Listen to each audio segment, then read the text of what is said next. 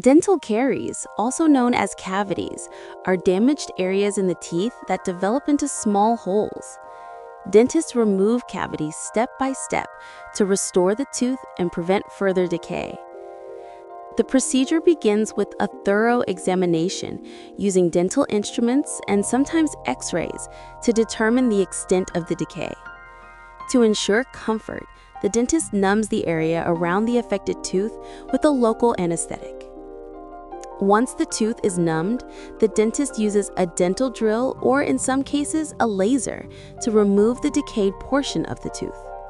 The drill works at high speed, and water is used to keep the area cool and clean. Removing all decay is important to prevent the problem from coming back. After the decay is removed, the dentist cleans the cavity and shapes it to prepare for the filling. This step makes sure the filling will fit securely and last for years.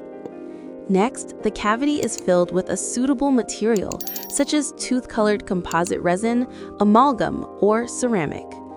The filling is shaped to match the natural contours of the tooth, restoring its strength and function. Finally, the dentist polishes the filling and checks your bite for comfort. The whole procedure usually takes less than an hour and helps protect your tooth from future damage. Regular dental care and early treatment are the best ways to keep your teeth healthy. Now, share your experience in the comments. Do you struggle with cavities often? How many fillings do you have? And how do you take care of your teeth? Your story might help others.